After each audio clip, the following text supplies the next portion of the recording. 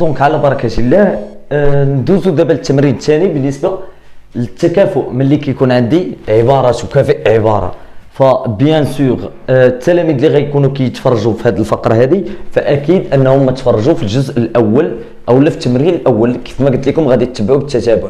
أنا سعيد جدا إذا كانوا تلاميذي بالفعل كيستافدوا من هذه الأمثلة، خصوصا أنه زدنا يعني أمثلة على أمثلة.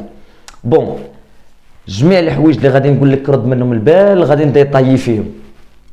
عاود نفس الفكره كيف ما بدينا في الحصه الفايته او كيما في الفيديو الاخر. فاكيد اي واحد بغى يدير هنا لو غيزونمون ولا لا بغى يدير البرهان وكيشوف التكافؤ كيفكر انه غيمشي بالتكافؤات، ولكن دائما واش غادي ننطلق من هذا التعبير لانه طلب مني بين ان واش ننطلق من الجهه من هذه العباره اللي كاينه على اليسار او اليمين. فمن الاحسن انني نبدا من هنا. علاش؟ لان من هنا لهنا كاين ما يتحسب. كل واحد فيكم غادي تجي فكره معينه. كاين اللي غادي تجي فكره ديال المتطابقه هامه، كاين اللي غادي يدير المربع على الكل في الطرف والمربع في الطرف.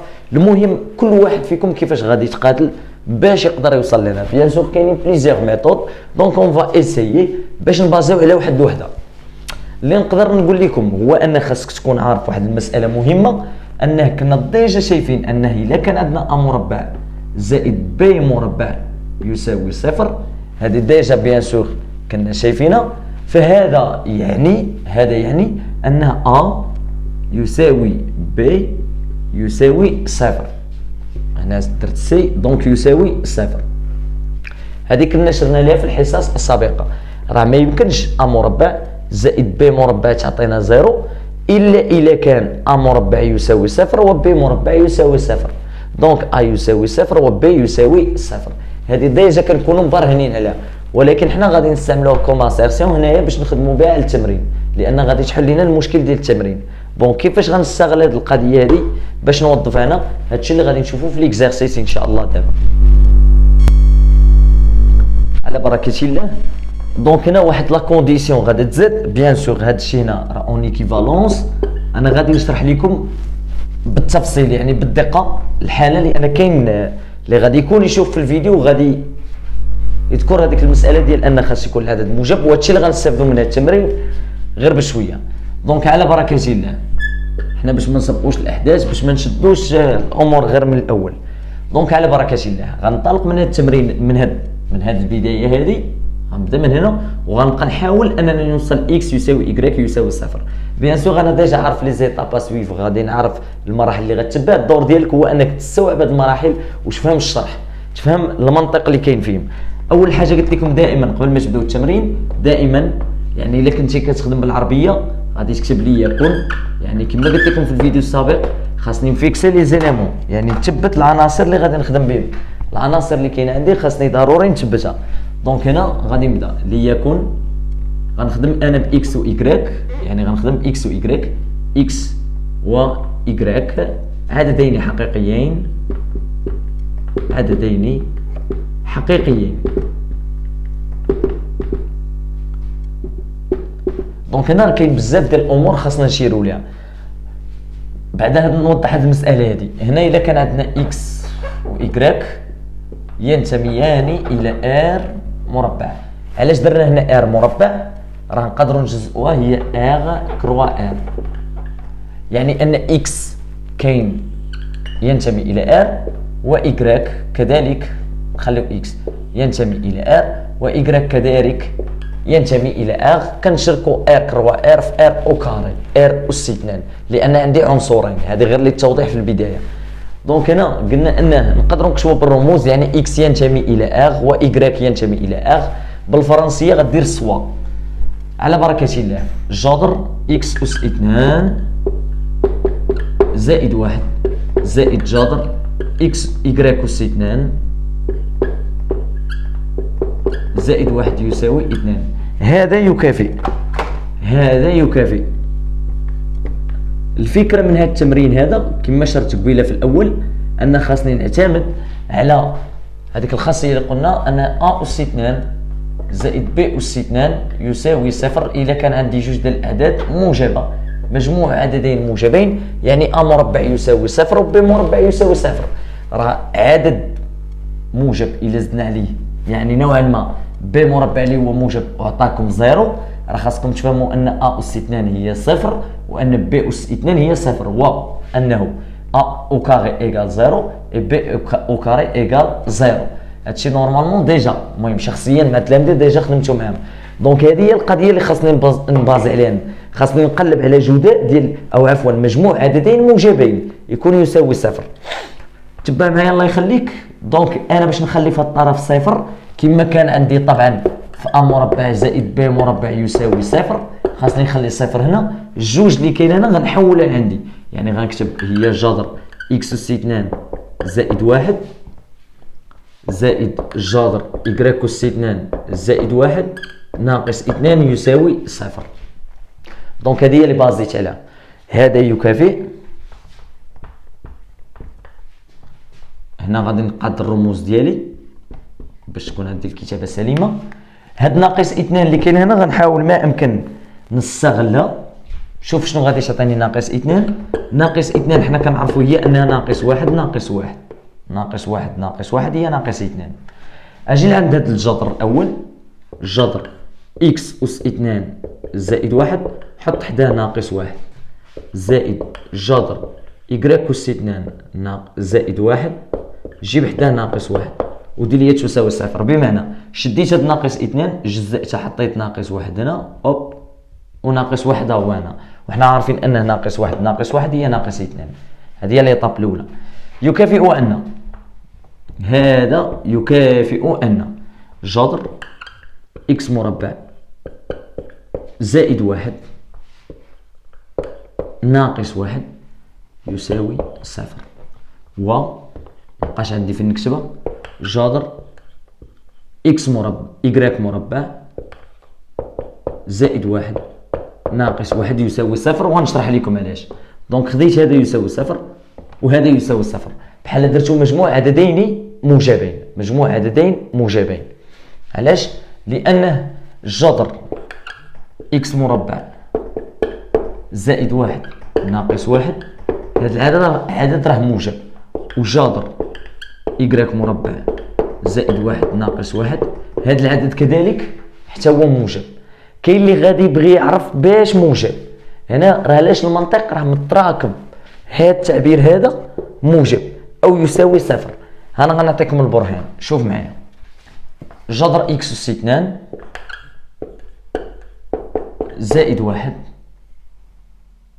ناقص واحد، هذا هو التعبير اللي قلنا بغينا نبرهنو. ديجا حنا عارفين ان اكس اس 2 اكبر من او يساوي صفر. الا شدينا اكس اس 2 وزدنا عليه واحد غيكون اكبر قطعا من واحد. زدنا هنا زائد واحد ونزدنا واحد، دونك هنا اكبر من او يساوي واحد، وطبعا هادشي هذا اكبر قطعا من الصفر. دونك الا درنا هنا الجذر، جذر اكس اس 2 زائد واحد، بحكم ان هذا موجب، كون هذا التعبير هذا موجب، حتى هنا كذلك غيكون اكبر من جذر مربع واحد، وجذر مربع واحد هو واحد. الا هزينا هذا واحد حولناه للطرف الاخر، يعني ان جذر اكس اس 2 زائد واحد ناقص واحد غيكون اكبر من او يساوي صفر. اكبر من او يساوي صفر يعني هذا التعبير هذا هو تعبير موجب. دونك هنا هذا موجب، ثاني راه بحاله، غير باش نثبت لكم معلومه اكثر. دونك هنا غنشوفوا الثاني راه نفس الشيء، جذر y اس 2 جذر مربع y اس 2 زائد واحد ناقص واحد. بغيت نعرف هذا التعبير هذا واش موجب لكل اكس من اغ، طبعا لكل y من اغ. دونك حنا ديجا عارفين انه y اس 2 اكبر من او يساوي صفر. الا زدنا واحد على الطرفين يعني y مربع زائد واحد، وهذا بالتكافؤ طبعا اكبر من او يساوي واحد. اذا y اس 2 زائد واحد، الا درت ليه الجذر المربع كون y اس 2 زائد واحد موجب غيبقى اكبر من جذر مربع، بحال هنا زدنا الجذر مربع وهنا كذلك زدنا الجذر مربع، دونك غيبقى هنا عندنا واحد. دونك هنا الا درنا اذا اكس اس 2 زائد واحد، هاد واحد اللي كاين هنا غندوزو للطرف الاخر غيولي ناقص واحد، وغيكون طبعا اكبر من او يساوي صفر. اذا هنا طبعا دونك هنا غير باش كنشرحو، دونك هاد العدد هذا موجب. فوالا شنو قلنا دابا؟ الا كان عندي العدد الاول موجب زائد العدد الثاني موجب نورمالمون يساوي صفر، اذا اكس مربع زائد واحد ناقص واحد يساوي صفر، يعني هذا التعبير هذا غيكون هو زيرو، وهذا التعبير هذا غيكون هو زيرو، بيناتهم هو اي صحيح. دونك هذا يكافئ، تبع معايا هو هادشي اللي قلنا هنا، هذا يكافئ ان اذا كان هذا موجب وهذا موجب فان ا يساوي صفر و ب يساوي صفر. دونك هذا موجب وهذا موجب يساوي صفر، يعني التعبير الاول يساوي صفر والتعبير الثاني يساوي صفر. هذه كنطبقوها في المجموعه، بقاو عاقلين عليها في اللوجيك. دونك غادي نمشيو غادي نديرو تابع. اذا عندي انا رمز التكافؤ، وطبعا هاد التكافؤ اللي كاين هنا غتكون تحت من التكافؤ اللي كاين هنا. طبعا غادي نرجعو نحلو معادله جذر اكس اس 2 زائد واحد يساوي واحد، وانا غادي نشرح لكم جذر إيكغيك أس 2 زائد واحد يساوي واحد. يعني هاد ناقص واحد اللي كاين هنا حولته للطرف الاخر، وناقص واحد حولته للطرف الاخر، ملي حولتهم ولا واحد وهنا واحد. بيان سور هنا باش ندوز للطرف الاخر نتوما طبعا خاصكم ترفعوا المربع، يعني غيولي عندنا جذر مربع اكس اس 2 زائد واحد يساوي واحد. باش نتخلص من هذا الجذر المربع كنزيدو الاس هنا والاس هنا، ونفس الشيء هاد ليطاب تقدروا ما ديروهاش، يعني مباشره التلاميذ اللي فاهمين فمباشره ما كيلقاو حتى اشكال وكيديروا المربع بحال هكا في الدماغ ديالهم. كيجي طبعا هنا تكافئ كيدير هاد المرحله من هنا لهنا مباشره، كيتخيل انه حط الكاري هنا وحط كارين، يعني غيمشي المربع مع الجذر وغتبقى اكس مربع زائد واحد تساوي واحد اس 2 هي واحد، والكاري غيمشي عاوتاني مع الغاسين اللي كاين هنا وغتبقى إيكغيك او كاري زائد واحد تساوي واحد اس 2 هي واحد. دونك هذا يكافئ ان ديما غادي التكافؤات كاين واحد الا حولناه للطرف الاخر غيولي واحد ناقص واحد، او نقدر نشطب عليه بجوج من هنا لان معود في نفس الطرفين. دونك عندي الحق نشطب على العدد اللي معود هنا وهنا، يعني اكس مربع يساوي هنا ما بقى حتى حاجه هي زيرو، و إيكغيك مربع يساوي صفر. وطبعا هذا يكافئ ان اكس يساوي صفر و إيكغيك يساوي صفر، يعني تمرين ما فيه حتى اخلال بالشروط. وهذا يعني حسب التمرين يكافئ باش نوصل للصيغه ديال التمرين اكس لقينا زيرو و إيكغيك زيرو، يعني ان اكس يساوي إيكغيك يساوي صفر. وهذا هو اللي كان مطلوب من هذا التمرين. يعني الصعوبه فين كتكمل؟ انك تعرف ان اكس مربع زائد واحد ناقص واحد عدد موجب، وان هذا كذلك هو اكبر او يساوي صفر، دونك غيكون هو زيرو. علاش؟ بيان سور هنا هذا التعبير هذا غيبقى عندنا صحيح. الا كنا بغا نديرو واحد الجوستيف غادي نديرو لان هنا مثلا هنا لان غادي نكون حاطه هنا لان جذر اكس مربع زائد واحد ناقص واحد اكبر من او يساوي صفر، وجذر إيكغيك مربع زائد واحد ناقص واحد اكبر من او يساوي صفر. دونك هذا هو التعليل اللي وهنا طبعا طبقنا هاد القاعده اللي قلنا اولا هاد لاسيرسيون اللي كاين هنا ا مربع زائد ب مربع تساوي صفر، يعني ا مربع موجب و ب مربع موجب، اذا ا مربع يساوي ب مربع يساوي صفر، يعني ان ا يساوي صفر و ب يساوي صفر. كنتمنى ان التمرين تا هو يكون واضح. نتمنى لكم التوفيق ان شاء الله باذن الله. تبعوا مع سلسله التمارين الخاصه بدرس المنطق اللي غادي نبقى نسجل لكم. اعانكم الله وبالتوفيق. موعدنا في التمرين الموالي ان شاء الله.